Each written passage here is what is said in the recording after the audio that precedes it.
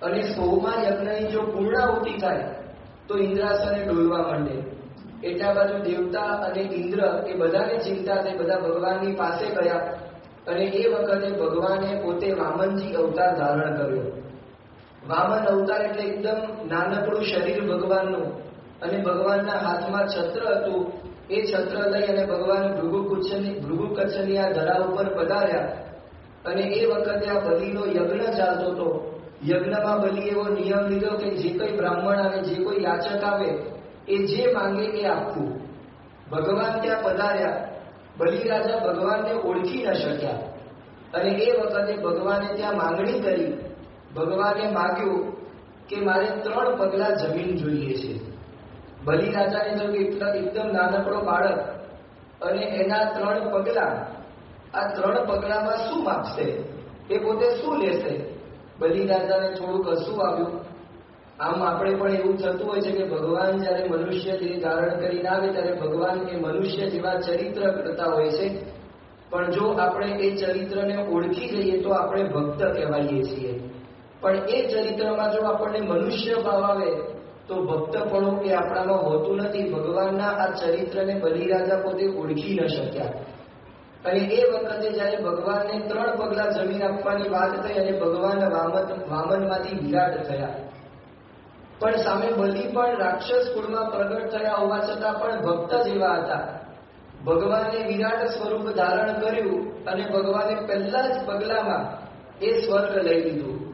એટલે ઇન્દ્રને ચિંતા મટી ગઈ. બીજા પગલામાં ભગવાને આખી પૃથ્વી લઈ લીધી. અને ત્રીજું પગલું ભગવાનને ક્યાં મૂકવું એ ભગવાન પોતે વિચાર કરતા હતા. એ વખતે બલિરાજાએ કીધું કે ત્રીજું પગલું એ મારા માથા ઉપર મૂકો. આ કથાને આપણે આગળ વધારીએ એ પેલા આ પ્રસંગ ઉપર થોડુંક મનન ચિંતન કરીએ તો બલિ આમ છેતરાયો હતો.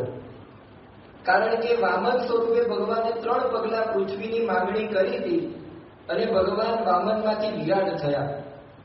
છતાં પણ એણે ભગવાન આગળ કાવા દાવા ન કર્યા. ઘણી વખત આધ્યાત્મિક માર્ગમાં જ્યારે ભગવાનને શોધવા માટે આપણે નીકળીએ છીએ, ભગવાનની પ્રાપ્તિ આપણે કરીએ છીએ, આવા પ્રગટ સંતની આપણને પ્રાપ્તિ થાય છે, ત્યારે લૌકિક માંગણીઓ આપણે ભગવાનની આગળ મૂકી દેતા હોઈએ છીએ. અને એ વખતે લૌકિક માંગણી આપણી કદાચ પૂરી ન થાય ત્યારે આપણે પણ મનમાં એવા વિચાર આવે છે કે અત્યાર સુધી મેં આટલી બધી પૂજા પાઠ કરી, માસિક ધર્માદો હું નિયમિત આપતો હતો, રવિ સભા નિયમિત ભરતો હતો, છતાં પણ ભગવાને અને મહંત સ્વામી મહારાજે મારું કાર્ય કેમ ન કર્યું? આ બલિ રાજા આપણને એ શીખવાડે છે કે ભગવાન ગમે તે ચરિત્ર કરે પણ એ ભગવાનમાં કોઈ દિવસ આપણને એવું ન થવું જોઈએ કે આપણે છેતરાઈ ગયા. કારણ કે ભગવાન કેવા છે, ભગવાન બધું જ જાણે છે. એમ બલિ રાજાએ પણ કોઈ ભગવાનની આગળ એવી આર્ગ્યુમેન્ટ ન કરી. ભગવાનની આગળ એવા કાવા દવા ન માટે કે ભગવાન તમે તો નાના સ્વરૂપે મારી પાસે માગ્યું, હવે તો મોટા થઈ ગયા, આમ કઈ જમીન ન મળે. પણ એણે ભગવાનની બધી જ વાત સ્વીકારી લીધી અને ત્રીજા પગલા માટે બલિરાજા પોતે નમી ગયા અને ભગવાને એના માથા ઉપર પગલું મૂકી અને એને પાતાળમાં જવા દીધો. એ પોતે પાતાળમાં ગયા પણ ભગવાન એની ભક્તિને વશ થઈ ગયા અને ભગવાને કીધું કે માગ માગ, તું જે માગે હું તને આપું. એ વખતે બલિરાજાએ ભગવાનને કીધું કે ભગવાન જો તમે મારી ભક્તિથી પ્રસન્ન થયા હો તો મારા દ્વારે તમે અખંડ રહો.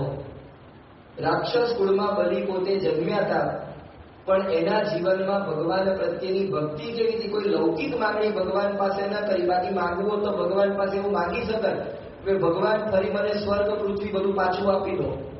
પણ એણે ભગવાન પાસે એવું ન માગ્યું અને ભગવાન અખંડ પોતાની પાસે રહે એવું એણે માગ્યું. એટલે શ્રીજી મહારાજે ગઢડા પ્રથમના 61મા વચનામૃતમાં બલિ રાજાને યાદ કર્યા છે. મહારાજે કીધું કે જેમ બલિ રાજાની કસણી ભગવાને કરી, પણ જેમ જેમ ભગવાન એ પોતાના ભક્તને કસણીમાં લેતા જાય છતાં પણ ભગવાનનો ભક્ત એ ભગવાનની ભક્તિ જો ન મૂકે તો ભગવાન એની ભક્તિને વશ થઈ જાય છે. એમ બલિ રાજાની ભક્તિને પણ ભગવાન એ પોતે વશ થઈ ગયા. હવે ભગવાને તો પોતે વચન આપી દીધું કે અખંડ હું તમારા દ્વારે રહીશ. આ બાજુ લક્ષ્મીજીને પણ ઝટપટી ઉપડી. લક્ષ્મીજીને થયું કે ભાઈ પતિદેવ જો નારાયણ પોતે ત્યાં રહેશે તો પછી આ શેષ સૈયામાં શું થશે? એટલે એ પછી સરસ્વતીજી અને પાર્વતીથી ત્રણેય ભેગા થયા અને પછી એવું નક્કી કરવામાં આવ્યું કે ત્રણેય દેવતાઓએ બ્રહ્માજી, વિષ્ણુ ભગવાન અને શંકર ભગવાન ત્રણેય 4-4 મહિનાના વારા પાડ્યા. એમાં વિષ્ણુ ભગવાનનો વારો એ આજથી શરૂ થાય છે. 4 મહિના દરમિયાન ભગવાન એ પોતે બલિની ભક્તિને વશ થઈ અને બલિના દ્વારે પોતે રહેવાના છે. બીજું આ એકાદશીને નામ આપવામાં આવ્યું છે દેવશયની એકાદશી. શયન એટલે પોઢવું. આમ તો ભગવાન પોતે પોઢતા નથી, કારણ કે જો ભગવાન પોતે પોઢી જાય તો સમગ્ર સૃષ્ટિ, સમગ્ર બ્રહ્માંડ એ પોઢી જાય, તંત્ર જ આખું વિખાઈ જાય. પણ દેવશયની એકાદશી એટલે શું કે આપણી અંતરાત્મામાં પણ ભગવાન રહેલા છે. ઘણી વખત આપણા એવા સ્વભાવોને કારણે ભગવાન પોતે પોઢી ગયા હોય છે, પણ આ ચાતુર્માસ દરમિયાન આપણે આ વ્રત, તપ, ઉપવાસ દ્વારા, અનુષ્ઠાન દ્વારા, ભક્તિ સંબંધી યજ્ઞો દ્વારા, આવા નિયમો દ્વારા એ અંતરાત્મામાં રહેલા ભગવાનને જગાડવાના હોય છે. એટલે સાધકની આ શરૂઆત, આ યાત્રાની શરૂઆત આ દેવશયની એકાદશીથી થાય છે. એમાં સાધક એ પોતે ભગવાનને શોધવા માટેનો, ભગવાનને મેળવવા માટેનો પ્રયત્ન કરે છે. પણ એનો પ્રયત્ન કેવો છે? તો પોતાના બુદ્ધિ બળે, પોતાના બળે એ ભગવાનને મેળવવાનો પ્રયત્ન કરે છે. પણ ગુરુ વગર એને ભગવાનની પ્રાપ્તિ થતી નથી. ગુરુ એ ભગવાનને મેળવવાનો માર્ગ બતાવે છે. એટલે જ આષાઢ સુદ એકાદશી પછી આષાઢ સુદ પૂનમના દિવસે આપણે ગુરુ પૂર્ણિમાનો ઉત્સવ ઉજવીએ છીએ. આ ગુરુ પૂર્ણિમાનો ઉત્સવ, એનું બીજું નામ છે વ્યાસ પૂર્ણિમા.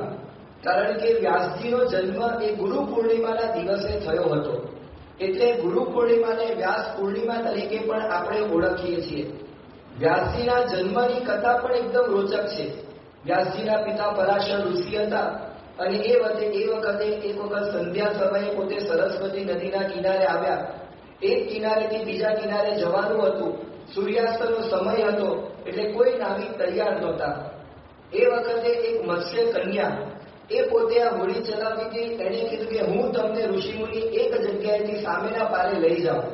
ઋષિ પોતે પરાશર ઋષિ એ હોડીમાં બેઠા અને જેવું મધ્ય એ હોડી પહોંચી, નદીના મધ્ય ભાગમાં હોડી પહોંચી અને એ વખતે આ મત્સ્ય કન્યાને જોઈ અને ઋષિના એ અંતરાત્મામાં વાસના ઉદય થઈ અને એ વખતે પોતાના તપોબળથી એમણે સૂર્યાસ્તનો સમય કરી દીધો અને એ વખતે એમણે ત્યાં આ મત્સ્ય કન્યા સાથે અંગસંગ કર્યો અને એમાંથી જે બાળકનો જન્મ થયો એ પોતે આ વ્યાસજી. આ વ્યાસજી એ પોતે આખા જ હિન્દુ ધર્મમાં બધાના ગુરુના ગુરુ ગણાય છે. હવે વ્યાસજી પોતે મત્સ્ય કન્યા થકી જન્મ એમનો થયો હતો અને એ વ્યાસજીની કથા, આ જન્મની કથા આપણને એ શીખવાડે છે કે જ્યારે ગુરુ કરવાના થાય ત્યારે ગુરુ કરતી વખતે કોઈ દિવસ એમનું જ્ઞાતિ કે વર્ણ જોવો નહીં. આપણને બધાને ખબર છે કે મીરાબાઈ હતા, એમના ગુરુ રોહિદાસ એ પોતે ચમાર જ્ઞાતિના હતા. શાસ્ત્રીજી મહારાજે ભગતજી મહારાજને ગુરુ કરેલા, તો ભગતજી મહારાજ એક સામાન્ય દરજી કુટુંબમાંથી પોતે આવતા હતા. તો વ્યાસજીનું આ કથા ચરિત્ર, એનું જન્મ ચરિત્ર આપણને એ શીખવાડે છે કે જ્યારે ગુરુ કરવાના થાય ત્યારે ગુરુ કરતી વખતે કોઈ દિવસ ગુરુની જ્ઞાતિ, વર્ણ, જાતિ એ આપણને ન જોવું. જ્યારે ભગવાને આ સૃષ્ટિની રચના સમયે વેદોની રચના કરી, બ્રહ્માના મુખમાંથી વેદો એ સરી પડ્યા, પણ ઋષિ મુનિઓએ એ વેદો ઝીલ્યા. પણ એ વેદો, એના અર્થોને જાણવા માટેનું બધા માટે દુષ્કર થયેલું. તો વેદ વ્યાસજીએ પોતે એ વેદોને 4 ભાગમાં વિભાજિત કર્યા, એટલે વ્યાસજીનું નામ વેદ વ્યાસજી પડ્યું. 4 ભાગમાં વેદોને એમણે વિભાજિત કર્યા, જેથી સરળતાથી આ વેદોના અર્થ અને મંત્રને જાણી શકીએ. તો વ્યાસજીએ એવું કાર્ય કર્યું કે જે મુશ્કેલીમાંથી પણ લોકોને ઉગારવાનું કાર્ય કર્યું. ગુરુ એ છે કે આપણા જીવનમાં આવેલી ગમે તેવી આફતો હોય, ગમે તેવી મુશ્કેલી હોય, એ મુશ્કેલીમાંથી ઉગારવાનું કાર્ય એ ગુરુ કરે છે. અને ગુરુની સૌથી મોટી વિશેષતા એ છે કે 84 લાખમાંથી આ ગર્ભવાસની ત્રાસમાંથી ઉગારી માયામાંથી બહાર કાઢી અને પરબ્રહ્મના ખોળે બેસાડવા એ ગુરુનું લક્ષણ છે. ત્રીજું, વ્યાસજીએ પોતે ભાગવતની રચના કરી. વ્યાસજીએ પોતે લોક કલ્યાણ માટેના ઘણા બધા કાર્યો કરેલા, છતાં પણ વ્યાસજીના મનમાં એવી મૂંઝવણ રહેતી, વ્યાસજીને અંતરમાં અશાંતિ રહેતી. પોતે આવી રીતે સરસ્વતી નદીના કિનારે બેઠા હતા. એ વખતે નારદજી પોતે ત્યાં આવ્યા, અશાંતિનું કારણ પૂછ્યું. કારણ જાણી અને નારદજીએ વાત કરી કે જ્યાં સુધી તમે પ્રગટ ભગવાનના ચરિત્રોની રચના નહીં કરો, પ્રગટ ભગવાનના ચરિત્રોનું ગાન નહીં કરો, ત્યાં સુધી તમને અંતરમાં શાંતિ નહીં થાય. તો વ્યાસજીનું આ ચરિત્ર આપણને એ શીખવે છે કે એવા ગુરુની પ્રાપ્તિ આપણે કરવી જોઈએ કે જે આપણને પ્રગટ ભગવાનની ઓળખાણ કરાવે, જે આપણને ભગવાન સુધી પહોંચાડે. એવા ગુરુની આપણે પ્રાપ્તિ કરવી જોઈએ, એવા ગુરુનું સેવન કરવું જોઈએ. એ વ્યાસજીનું આ ચરિત્ર આપણને શીખવાડે છે.